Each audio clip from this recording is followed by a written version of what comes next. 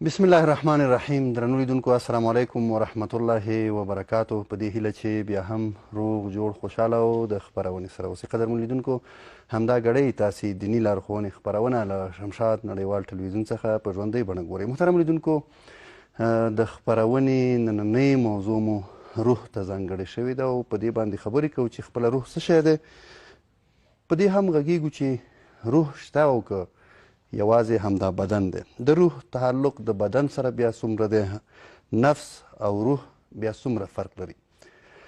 د دې او د نورو پوښتنو د ځواب ویلو لپاره سره خوشبختانه په سټوډیو کې د هیواد نامتو جید عالم شیخ القرآن والحدیث شیخ رحیم الله حقانی صاحب را سره د کور دی ودان وي چې سره د ډیرو مصروفیتونو یې زموږ بلنه منلې او سټوډیو ته تشریف راوړی. شیخ صاحب ښه راغلاست. ستړي مو شي هرکله راشئ. الله مو کامیاب لره، الله خوشحال لره. ستاسو د لارې نه ټولو اورېدونکو لیدونکو ته سلامونه وایو. وعلیکم السلام. الله پاک دې دغه مهمه موضوع ده، الله پاک دې تفصیل توفیق راکړي. مننه شیخ صاحب، بیا هم ډیره مننه چې هغه زموږ بلنه او زموږ د قدرمنو لیدونکو غوښتنه مو منلې او سټوډیو ته مو تشریف راوړی. شیخ صاحب، موضوع فراخه ده، روح دی، په دې به خبرې کوو انشاءالله. ډېرې پوښتنې لرو، خو که په سر کې په دې رڼا واچوو چې خپله دغه روح معرفي شي څه شی دی. په اسلام کې د روح حقیقت الله پاک صرف دومره بیان کړی دی په 15مه سپاره کې، یسألونک عن الروح قل الروح من امر ربي. د مکې مشرکان خو ناپوه او جاهلانو نو د یهودو نه پوښتنه وکړه، یهود اهل علمو، چې موږ ته داسې یو څو سوالونه راوښیئ چې موږ پکې خدای ناخواسته رسول الله صلی الله علیه وسلم بند کو. نو هغوی ورته 3 پوښتنې وښودلې. یو دا چې اصحاب الکهف څوک او ولې غایب شو، دویم دا چې ذوالقرنین څوک او څه وکړل، او درېیمه د روح په باره کې. یهودو دا مشرکانو ته وویلې چې که محمد صلی الله علیه وسلم په دې 3 پوښتنو کې د یوې جواب هم در نه کړو نو بیا دا نبی نه دی، او که د 3 واړو جواب یې در کړو نو بیا هم نبی نه دی، او که د 2 پوښتنو جواب یې در کړو د اصحاب الکهف او د ذوالقرنین، او د روح په باره کې جواب در نه کړو نو بیا دا یقیني نبی دی. او د دې وجه دا وه چې د روح تفصیلات دا په آسماني کتابونو کې نه راغلي. مشرکان راغله او د رسول الله صلی الله علیه وسلم نه دا 3 واړه پوښتنې وکړي. رسول الله صلی الله علیه وسلم د 2 پوښتنو جوابونه خو ښه تفصیلي الله پاک ورته وښودل. سورت کهف کې د اصحاب الکهف واقعه هم ښه په تفصیل سره راغله، او د ذوالقرنین واقعه هم ښه پوره په تفصیل سره راغله.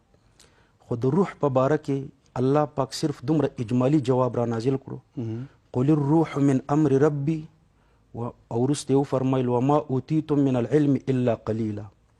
د الله پاک د جواب خلاصه دا ده چې روح د عالم الامر نه یو خاص شی دی، د الله په حکم پیدا شوی دی، او چې کله د دې بدن سره تعلق راشي نو دا بدن ژوندی شي، او چې د دې بدن نه تعلق کټ شي نو دا بدن بیا مړ شي. دا اجمالی جواب الله پاک راولېږلو. پوره تفصیلات د دې وجه نه راونه لېږل چې د روح په پوره تفصیلاتو باندې انسان پوهېدی نشي. د انسان حواس ظاهره او د انسان د حواس باطنه چې دي دا کمزوري او عاجزه دي، دا په حقیقت او ماهیت د دې روح باندې پوهېدلی نشي. الله په قرآن کریم کې د انسانانو په باره کې فرمایي یعلمون ظاهرا من الحیات الدنیا. انسانان صرف د دې موجوداتو په دې ظاهري شکلونو باندې پوهېږي، او د اکثرو شیانو په دې حقایقو باندې الله پاک انسان ته علم نه دی ورکړی. مثلا په دې باندې انسان پوهېږي، ډاکټران او طبیبان په دې پوهېږي چې په اوبو کې اکسیجن او هایدروجن شته، لیکن به اکسیجن او هایدروجن د دې حقیقت او ماهیت څه شی دی؟ دا حقیقت او ماهیت لا تر اوسه پورې معلوم نه دی. دارنګې جدید فلاسفه او قدیم فلاسفه ټول په دې باندې متفق دي چې فهم شته، پوهه شته، فراست شته، جهالت شته، حماقت شته، لیکن د دې حقایق څه دي؟ نو په دې حقایقو لا تر اوسه پورې نه قدیم فلاسفه پوه شوي دي او نه جدید فلاسفه ور باندې پوه شوي دي. الله پاک صرف دومره اجمالی جواب راولېږلو، دومره خبره قطعي او یقیني ده چې روح دا د عالم الامر نه یو خاص شی دی، د الله په حکم پیدا شوی دی، او چې کله د بدن سره تعلق راشي نو بدن ژوندی شي، او چې کله د بدن نه تعلق کټ شي نو بیا بدن مړ شي. تر دې ځایه پورې شریعت د روح حقیقت بیان کړی دی. د دې نه وروسته بیا فلاسفه چې د حکما هغوی بیا پکې مختلفې نظریې لري. د هغې رد هم شریعت نه دی کړی، هغه امکان د صحت هم لري او امکان د عدم صحت یعنی د غلطي هم لري. مثلا بعضې حکما وایي چې روح دی وینې ته وایي. هغوی په دلیل کې صرف دومره وایي چې کله انسان ژوندی وي نو وینه پکې ګرځي، او چې کله انسان مړ شي وینه ودرېږي، وینه ختمه شي، نو په مرګ یوه وینه ختمیږي. معلومیږي دا چې روح هم دا وینه ده، نو څوک دی وینې ته روح وایي. او بعضې فلاسفه د سا ته د تنفس ته روح وایي، ځکه وایي د مرګ په وجه باندې تنفس بندیږي. او بعضې فلاسفه بیا دا وایي چې روح د دې وینې دا وینه چې په دې رګونو کې حرکت کوي نو د دې نه یو لطیف باریکه غوندې بخار اوچتېږي، باریک بخار ترېنه جګېږي. نو بعضې فلاسفه وایي چې دغه روح دی. خو دا ټولې خبرې ځوانیات دي. عام مسلمانان چې د روح په حقیقت ځان پوهي نو قرآن کریم کې الله پاک یو لفظ د خلق ذکر کړی دی، یو لفظ د تقدیری ذکر کړی دی، یو لفظ د تصویری ذکر کړی دی، یو لفظ د نفخ الروح ذکر کړی. دا څلور لفظ قرآن کریم کې دي. لکه په دې عام معاشره کې مستریان او دا ساینسدانان ماشینونه جوړ کی، دا جوړول د ماشینونو دا خلق دی. بیا فرضي د خپل اندازې مطابق کټ را کټ کی، دا د پرزو کټ کول د خپل اندازې مطابق دا تقدیر دی. بیا دا پرزې سره نښلول دا تصویر دی. او بیا د بجلی کرنٹ ورکول چې دا ماشین روان شي نو دا نفخ الروح دی. بس د نفخ الروح یعنی د روح پوکول په دې بدن کې. دغه مثال دی لکه ماشین ته چې د بجلی انرژي. نو عام مسلمانان په دغه طریقه ځان ور باندې پوهولی شي. نور د روح حقیقت چې دی قطعي او یقیني صرف دومره دی چې د عالم الامر نه یو خاص شی دی او د الله په حکم پیدا شوی دی او د دې بدن سره تعلق دی، له دې وجې نه بدن ژوندی دی. بیا هم راځو تقریبا که دا پوښتنه داسې مطرح شي یا یې څوک وکړي چې روح شته که یوازې بدن خپله روح دی؟ په دې کې خو فلاسفه مختلف دي. بعضې خو د روح د وجود نه بالکل منکر دي، خو اکثر فلاسفه هغوی د روح په وجود باندې قایل دي چې روح موجود دی. او د دې دپاره بیا دوی مختلف دلایل وایي. مثلا یو دلیل ورته دا وایي چې مخکینی اتباع او فلاسفه چې وو هغوی په دې باندې قایل وو چې دا بدن دا تر 7 کلنۍ پورې یو قسم وي، بیا د 7 کلنۍ نه بعد د دې بدن ټول اجزا بدلیږي، نوي اجزا ورته الله پاک ورکوي. نو بدن بدل شو خو انسان بدل نه دی. زید همغه زید دی چې د 7 کلنۍ نه مخکې هم زید او د 7 کلنۍ نه بعد هم زید دی. بدن بدل دی خو انسان زید بدل نه دی. معلومیږي دا چې په ده کې یو بل څه شته چې هغه نه بدلیږي. دارنګې د 40 کلنۍ نه بعد انسان تنزل کوي. دا اندامونه چې دي دا په تنزل شي، په کمزورۍ باندې شي. نو ظاهري اندامونه تنزل وکړي لیکن بل طرف ته قوت عقلي چې دی دا په 40 کلنۍ کې کامل شي. نو که یوازې دا بدن وی نو بدن خو کمزوری شو، په کار دی چې قوت عقلي ورسره کمزوری شوی وی. حالا کې قوت عقلي هلته قوي کېږي. معلومیږي دا چې قوت عقلي تر دې بدن پورې قایم نه دی بلکې دا تر یو بل څه پورې قایم دی چې هغه نه کمزوری کېږي. هغه بل څه نه دی بلکې روح دی. دارنګې په خوب کې د انسان دا ظاهري بدن ټول معطل شي لیکن قوت عقلي او روحاني قوتونه معطل نه. ظاهري قوتونه معطل شي او باطني قوتونه او روحاني قوتونه لا معطل نه. مثلا اسانه مثال د دې ځای نه چې یو سړی پیاده حرم شریف ته ځي نو میاشتې مزل کوي، لیکن په خوب کې په یو منټ کې په 1 دقیقه کې سړی حرم شریف ته رسېږي، طوافونه او حجونه هم کوي.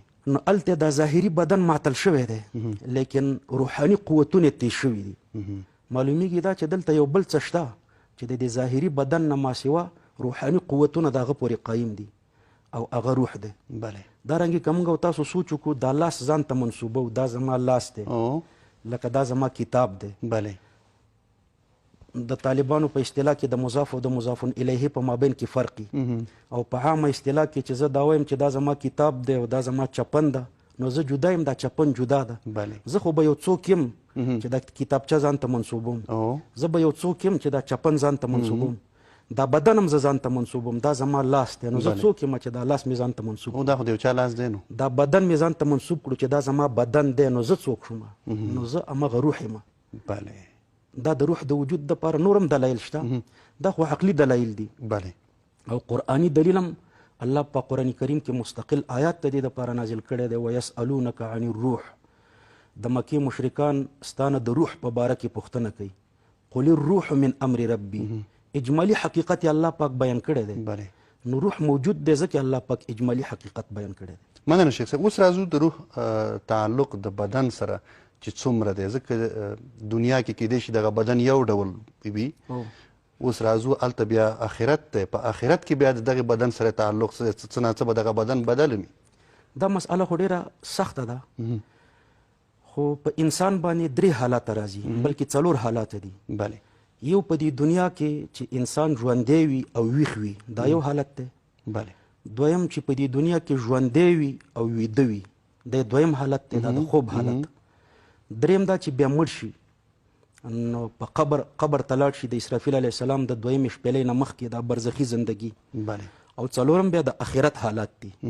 په دې 4 وړو حالاتو کې د دې روح تعلق د دې بدن سره مختلف دی.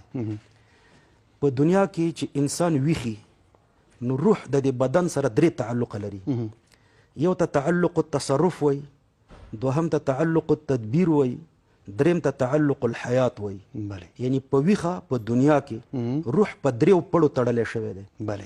یو تعلق التصرف، د دې په وجه باندې د انسان اختیاري حرکات کوي، لکه زه دلته راغلم او د دې ځای نه ځم، کینمه، پاڅمه، خوراک کوم، څښاک کوم، د اختیاري حرکات چې کوم، دا زما د روح د دې بدن سره تعلق د تصرف دی. دویم تعلق په دې ویښه کې تعلق د تدبیر دی. بله. تعلق د تدبیر چې روح د دې بدن سره متعلق دی، نو د دې په وجه د انسان په بدن کې د داخلي نظام چلیږي، لکه وینه پکې روانه ده، زړه حرکت کوي، سږي حرکت کوي، عضلات حرکت کوي، انسان پې پوه نه دی، خو دا ټول ماشین روان دی. بله. دې ته تعلق التدبیر وایي. او دریم چې دی تعلق الحیات دی، روح د دې بدن سره متعلق دی، نو بدن ورسره ژوندی دی. نو چې انسان ویښ وي، د روح د دې بدن سره دا 3 وړه تعلق وي. بله. چې بیا کله وده شي، نو دا یو تعلق کټ شي، دا تعلق التصرف، دا ظاهري او ارادي حرکات بیا نه کوي. بله. خو دا 2 تعلق بیا هم وي، تعلق التدبیر هم وي، داخلي نظام رواني، او تعلق الحیات هم وي. نو په خوب کې 2 تعلق وي، او چې کله مړ شي، نو بیا صرف یو تعلق پاتې شي. دا تعلق التصرف هم ختمیږي، تعلق التدبیر هم ختمیږي. تعلق التصرف چې ختم شي، دا خارجي ارادي حرکات ختم شي، او تعلق التدبیر چې ختم شي، نو دا داخلي نظام ټول ودرېږي. بله. یوازې تعلق الحیات پاتې وي، یعنی دا بیا هم ژوندی وي. بله. یوه نوعه د ژوند پکې وي. الله په قرآن کریم کې فرمایي کل نفس ذائقة الموت، هر سړی مرګ څکي. څکل چې وي لکه مالګه چې وڅکي، نو خوله دې تقریبا نیمه دقیقه ترشي، د نیمې دقیقې نه بعد بیا هغه ترشوالی ختمیږي، عادي حالت. عادي حالت. نو دارنګې چې انسان مړ شي، دا مرګ یې وڅکلو، لکه د مالګې ترشوالی چې نیمې دقیقې نه زیات نه پاتې کېږي، دا مرګ هم د نیمې دقیقې نه زیات نه پاتې کېږي. دا مړی چې په دې کور کې وي، نیمه دقیقه ترې نه روح جدا شي او بیا ورسره متعلق شي، بیا ورسره تعلق پیدا کړي، نو دا مړی هلته ژوندی شي کور کې. چې ژوندی شي، نو بیا چې ښځې جاړي، په حدیث کې راځي چې دا مړی ورباندې دردېږي، خفه کېږي. دا دردېدل او خفه کېدل، دا د دې دلیل دی چې دا ژوندی دی. بیا چې جنازه په اوږو باندې واخلي خلک، نو که ښه سړی وي، حدیث کې راځي وایي قدموني قدموني، زر زر مې وړئ. دا خبرې هم د ژوندي کاري. د هغې نه بعد بیا په قبر کې کېږي، بیا چې خلک ترېنه روان شي. بخاري شریف کې حدیث دی باب المیت یسمع خفق النعال، دا د خلکو د پڼو او د پښو کشار دا مړی اوري. دا اورېدل هم د ژوندي کاري.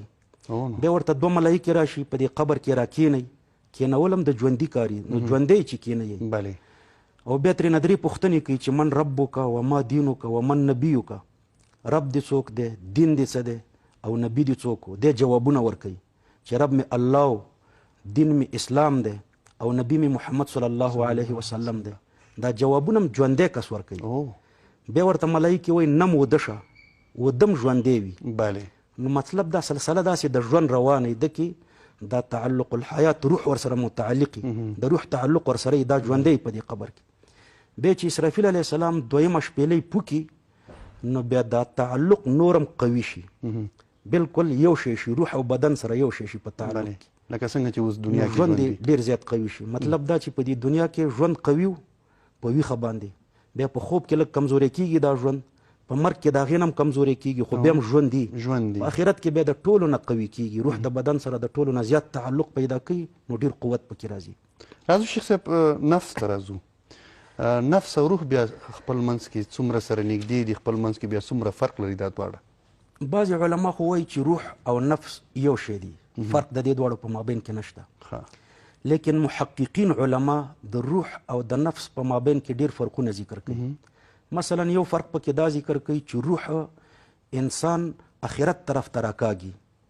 او نفس انسان د دنیا طرف ته راکاږي دا نفس د انسان چې دی دا وایي دې کې یو قوت د غضب پروت دی بل پکې شهوت پروت دی بل پکې دوکه پرته ده روح کې دا درې واړه بیا نشته نفس وایي په دې اعتبار چې شهوت پکې دی نو حیوان دی په دې اعتبار چې غضب پکې دی نو وایي سپی دی او په دې اعتبار چې دوکه پکې ده نو شیطان دی خو روح کې بیا دا خبرې نه وي له دې وجې نه په احادیثو کې د نفس په باره کې راځي رسول الله صلی الله علیه وسلم فرمای اعدا عدوک نفسک التي بین جنبیک ستا سخترین دشمن ستا هغه نفس دی چې د دواړو اړخونو په مابین کې دی د روح په باره کې داسې نه دی ویلي چې اعدا عدوک روحک التي بین جنبیک امام قشیری رحمه الله یو لوی صوفي دی هغه یوه عجیبه لطیفه ذکر کړې ده هغه فرمایي چې دا روح نارینه دی د انسان د زړه یو طرف ته روح دی بل طرف ته نفس دی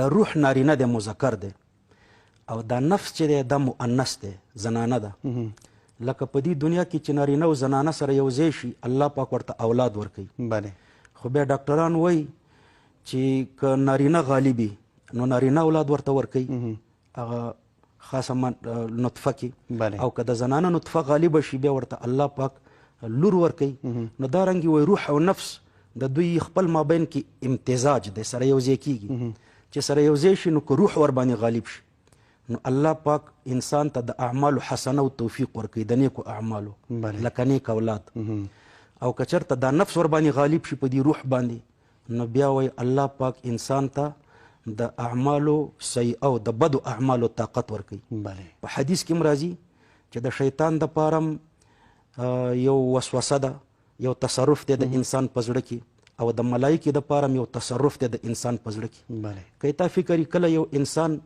د یو نیک کار په باره کې په کشمکش کې چې دا نیک کار وکم کوي نه کم لکه د لمونځ په باره کې په کشمکش کې چې دا نفلي لمونځ وکم کوي نه کم هلته د روح او د نفس لانجه نو که روح ورباندې غالب شي نو بیا ته دا لمونځ کوي او که نفس ورباندې غالب شي نو لمونځ درنه پاتې شي کله د یوې ګناه په باره کې انسان په کشمکش کې وي نو هلته د روح او د دې نفس لانجه نو که روح غالب شي هغه ګناه پاتې شي او که نفس غالب شي نو بیا د انسان نه هغه ګناه صادره شي نو له دې وجې نه علما فرمایي چې روح د ملایکو د جنس نه دی او دا نفس چې دی دا وایي د شیطانانو د جنس نه دی نو لنډ فرق دا دی چې روح د ملایکو د جنس نه دی او دې بدن ته مسافر راغلی دی او د نفس دا د شیطانانو د جنس نه دی مننه شیخ صاحب لنډې دمې وخت دمې ته ورځو ګران لیدونکو لنډه دمه لرو چېرته مه ځئ له موږ سره پاتې شئ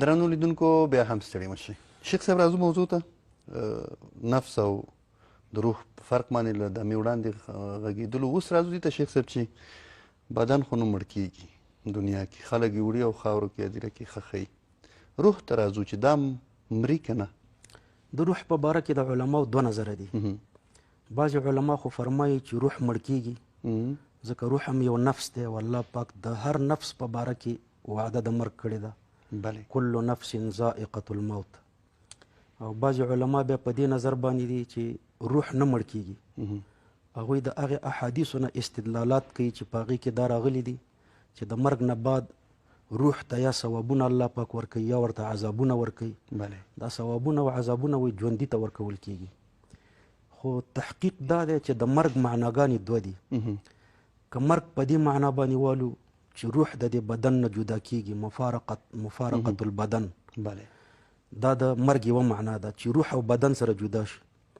دویم د مرګ معنا عدم، نشتوالی دی.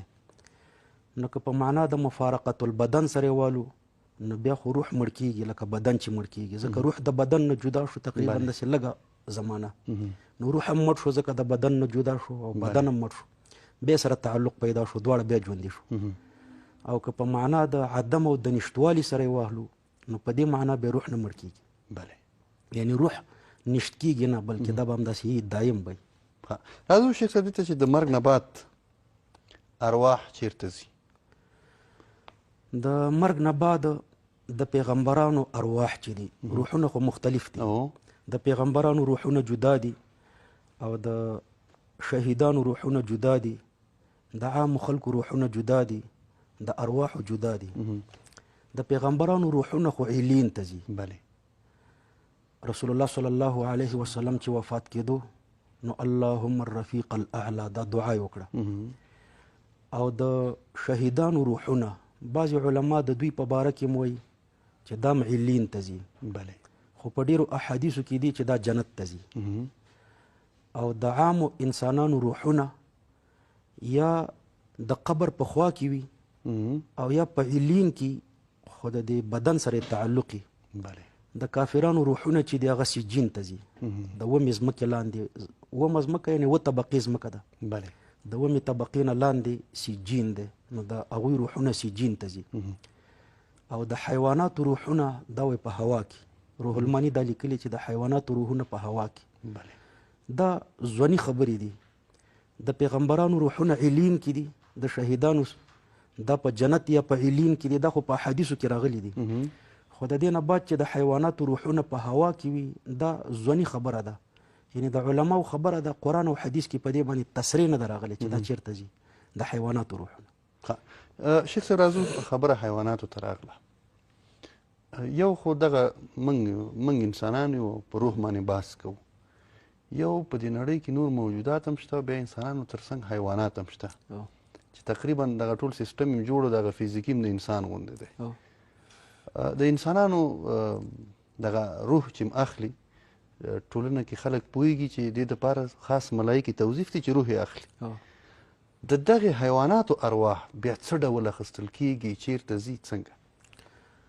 دا امام غزالی رحمه الله، ما خو مخکې درته د روح په باره کې هغه چې کومه قطعي او یقیني خبره وه هغه خو مې درته وویلې چې بله قطعي او یقیني خبره چې په قرآن کې راغلې ده هغه صرف دومره ده چې روح د عالم الامر نه یو نوراني شی دی، د الله په حکم پیدا شوی دی، او چې کله د بدن سره تعلق راشي نو بدن ژوندی شي، بله او چې کله د بدن نه تعلق ختم شي نو بیا بدن مړ شي. د دې نه بعد بیا بعضې ځواني خبرې چې فلاسفو کړي دي او د مسلمانانو حکما او متکلمینو کړي دي. بله یو په هغې کې امام غزالی رحمه الله هم دی. امام غزالی رحمه الله فرمایي چې د انسانانو دو روحونه دي او د حیواناتو یو روح دی. په انسانانو کې یو روح انسانی دی او دوهم پکې روح حیواني دی. په هر انسان کې دا دو روح دي. حیواني روح چې دی دا یو باریکه بخار دی. حیواني روح یو باریکه بخار دی او دا د اخلاط اربعو نه دا باریک بخار اوچتیږي.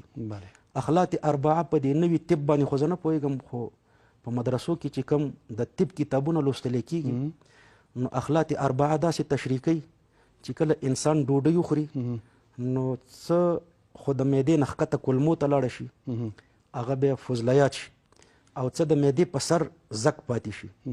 دا زک بیا دوه ځایه کېږي، نیم د یینې لاندې کېږي او نیم د یینې نه لږ بهر پاتې کېږي.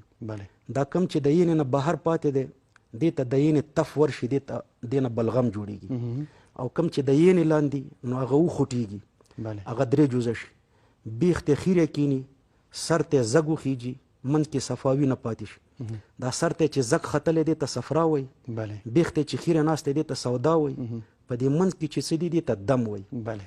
نو صفرا، سودا او دم او بلغم، د دې نه چې کم بخار جګیږي دغه بخار ته وایي حیواني روح وایي. ډاکټران د دې نه بحث کوي ځکه رطوبت او حرارت د دې سره تعلق لري. د اخلاق یو په بل باندې غالبېږي. بله.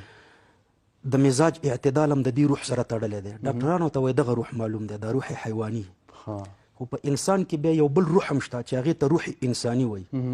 دا روح انساني چې دی دا وایي یو نوراني او لطیف جسم دی، یو نوراني شی دی او باریک شی دی خو جسم لري. او جسم د دې وجې نه لري چې په حدیث کریمه کې راځي چې په زنکدن کې د نیک انسان روح ملایکې په پاکو ټوټو کې په پاک دسمال کې تاوي او د ځان سره اوچتوي. او د کافرانو روح په مردارو ټوټو کې ناولو ټوټو کې تاوي او د ځان سره وړي. په ټوټو کې تاوېدل د دې دلیل دی چې دا جسم دی. نو دغه انساني روح دی. بس دا درې لفظ یې پکې ویلي دي چې دا یو نوراني شی دی او باریک دی او جسم لري. دغه انساني روح دی. ځکه ټوټه کې چې تاویږي نو جسم لري. نو د قرآن او د حدیث سره هم دغه نظریې مطابق ښکاري. نو دا روح انساني دی. په انسان کې دا دواړه روحونه دي. دا روح حیواني چې دی دا وایي بیا سپرلی ده د دې روح انساني دپاره. دا روح انساني بیا د ملایکو د جنس نه دی، یعنی د بره نه راغلی دی، په دې دنیا کې مسافر دی. موږ یو کتاب وایو مثنوي شریف، په هغې کې اول بیت کې هغه فرمایي، هغې کې خو ډېر علوم دي. وایي بشنو از نی چو حکایت می کند و از جدایها شکایت می کند کز نیستان مرا ببرید ان از نفیرم مرد و زن نالید ان. دا شپیلی چې خلک غږوي وایي د ده بشنو از نی د دې شپیلی نه واوره چو حکایت می کند چې دا درته کومه قصه کوي. از جدایها شکایت می کند، دا د شپیلی نلکه چې دا وایي دا د فراق او د جدایي شکایت کوي. دا خلک شپیلی غږوي نو دا وایي چغې وهي، دا جاړي دا شپیلی. کز نیستان مرا ببرید ان، په دې جاړي چې هغه د ځنګل نه دی وایي زه را کټ کړې ما. از نفیرم مرد و زن نالید ان، چې د هغې نه زه را کټ شوی یم او بیا شپیلی رانه جوړه شوې ده. نو بیا مې د چغو نه ښځه او نر په عذاب دي. دې کې اشاره دی روح ته کړې ده. دا روح په عالم الارواح کې د نبی کریم صلی الله علیه وسلم د روح او د انبیاو د ارواحو سره یو ځای ګرځېدو هغه نیستانو. د هغه نیستان د دې عالم الارواح نه دا روح راوستلی شو، دې باډۍ کې واچولی شو، د دې سره تعلق پیدا شو. نو چې د کمې ورځې نه دا تعلق پیدا شي، ماشوم د اولې ورځې نه ژړا شروع کړي، چغې شروع کړي، لکه شپیلی چې رمباړې وهي. نو دا چغې شروع کړي ان تر مرګه پورې بیا دا چغې وهي تر څو چې بیا خپل ځای ته بیرته تللی نه وي. نو یو روح حیواني دی او بل روح انساني دی. حیواناتو کې یوازې روح حیواني دی او انسانانو کې دا روح انساني ورسره بیا شته. دا دواړه روحونه پکې شته. یعنې د حیواناتو روح چیرته چې د انسانانو د ارواحو ځایونو دي هلته نه ځي. دا روح الماني لیکلي چې د حیواناتو ارواح په هوا کې دي. راځو شیخ صاحب، دا چې تاسو اشاره لرله او تعریف کې وکړه ورته چې نوراني دی او لطیف دی روح، دغه نوراني او لطیف روح بیا څنګه ګنده کېږي؟ لکه د خوشبخته نیکعمل انسان په پاکو ټوټو کې ځي، د بدبخته په هغسې ټوټو کې ځي. دغه پاک او نوراني روح بیا په څه ګنده کېږي؟ دا خو حدیث کریمه کې رسول الله صلی الله علیه وسلم فرمایي کل مولود یولد علی الفطرة، هر ماشوم دا په فطرت د اسلام پیدا کېږي. د د بدن هم پاکي او د روح هم پاکي. له دې وجې نه چې کله دا ماشومان وفات شي نو د دوی په باره کې اختلاف د علماو شته. د مسلمانانو ماشومان خو یقیني جنت ته ځي، خو د کافرانو د ماشومانو په باره کې هم اکثر علما دا وایي چې دا به هم جنت ته ځي، ځکه د ده بدن هم پاک دی، د روح هم پاک دی. خو دا چې بیا په غلط خاندان کې راغټېږي نو رسول الله صلی الله علیه وسلم فرمایي فابواه یهودانه او دارنګې وینصرانه ویمجسانه، مور او پلار بیا ګنده کوي. دا معاشره د ده نه ګنده او ناولې او پلید جوړوي. د مور او د پلار او یا د معاشرې په پیروۍ کې د ده نه یا یهودي جوړ شي، یا ترېنه عیسوي جوړ شي، یا ترېنه مجوسي جوړ شي. نو دا د معاشرې او د کورني ماحول د وجې نه ناولې کېږي. شیخ صاحب، خدای ناخواسته په مسلمانانو کې آیا څوک داسې فکر کولی شي داسې شریعت نښې نښانې علامې ښودلې دي چې خدای ناخواسته د زما روح به څنګه وي، دا به پاکي که نه په دې بل طرف ته به ورغلی؟ څه علامې شریعت ښودلې؟ په شریعت کې خو د مسلمان دپاره عقیده دا ساتل پکار دي چې دی به په مابین د خوف او د رجا کې، دا د عقایدو مسله ده. دی به یو طرف ته د الله د عذابونو نه ویریږي او بل طرف ته به د الله د رحمتونو امید لري بله د دې دواړو په منځ کې به چلیږي خو چې کله زنکدن شي د زنکدن په وخت کې بیا علما فرمایي چې دا درجه دا د امید اړخ به غالبه داسې به وایي چې غالب ګمان مې دا دی چې الله پاک به مې معاف کوي دا د خوف او د ویرې اړخ چې دی دا به مغلوبه نور په دنیا کې مبشرات دي داسې قطعي او یقیني فیصله خو به نه کېږي چې زما روح پاک دی او که ناولی دی په هغې مبشراتو کې یو ښه خوبونه دي چې انسان په خپله وګوري یا یې د ده دپاره بل څوک وګوري دا یو دویم دا دی چې یو ذکر کوي او د دې ذکر خوشحالي او خوند د ده په نفس کې محسوسه شي یعنی خوند ترې واخلي خوند ترې نه والي درېیمه دا ده چې عام خلک یې صفت کوي حدیث کې راځي چې د یو انسان نیکبختي او بدبختي د دې نه معلومیږي چې که چېرته خلکو د ده په باره کې دا شاهدي ورکړه چې دا ښه سړی دی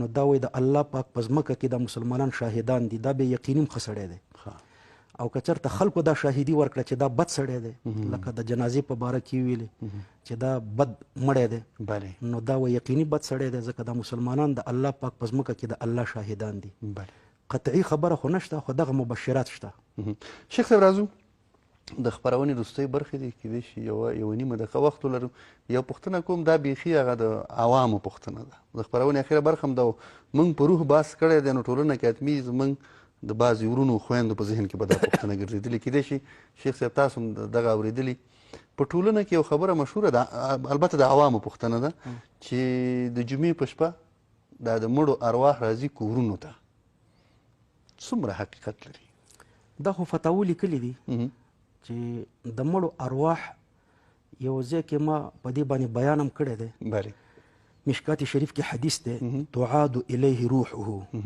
لوی حدیث دی د برا ابن عازب رضی الله تعالی عنه چې دا روح د بدن ته راواپس کیږي کله چې بدن په قبر کې کیښودلی شي نو روح د بدن ته راواپس شي نکیرین په دې قبر کې د ده نه سوال او جواب وکړي او دا خبره چې کور ته راځي دا نه په قرآن ثابته ده او نه د نبی کریم صلی الله علیه وسلم په احادیثو ثابته ده او نه زمونږ د مذهب مهذب د امام اعظم ابو حنیفه رحمه الله د مذهب په کتابونو کې دا شته بلکې د مذهب مهذب یعنی زمونږ د مذهب په کتابونو کې یو عبارت دی من قال ارواح المشایخ حاضره تعلم یکفر که چا دا ویلې چې د مړو روحونه دلته حاضر دي کور ته راځي او د خلکو سره ناسته پاسته کوي نو د فقه په کتابونو کې دته د یکفرو لفظ استعمال کړی دی البته یو مسئله پکې شته چې کله په اعتبار د جسم مثالي سره د انبیاو سره ملاقات کیدی شي د پیغمبرانو سره څه معنا جسم لکه جسم مثالي دا د روح دویم نوم دی دا کې بیا ډېر لوی تفصیل دی رسول الله صلی الله علیه وسلم چې کله معراج ته تلو نو په بیت المقدس کې پیغمبران خو وفات شوي وو د ټولو پیغمبرانو سره ملاقات وکړو بیت المقدس کې ورته امامتي ورکړه بیا اسمانونو ته چې لاړو نو هلته هم د پیغمبرانو سره ملاقات وکړو دارنګې یو جزي واقعه داسې پیښېدی شي چې د پیغمبر صلی الله علیه وسلم سره د یو چا په ویښه ملاقات شوی په خوب کې خو کېږي خو دا د ویښې ملاقات فیض الباري د بخاري شرح لیکلی دي نو دا وایي په اعتبار د جسم مثالي سره دي او دائم نه دي کله دي دا امکان لري نور د روحونو راتلل کورونو ته دا ثابت نه دي د خلکو وهمي خبرې دي مننه شیخ صاحب دا چې د خپرونې د پای شوي دي له تاسو مننه کور مو ودان الله مو کامیاب لره درنو لیدونکو له تاسو هم مننه چې تر دې دمه راسره وئ تر بیا چې ستاسو په درانه حضور کې حاضرېږو تر هغې مو په لوی او مهربان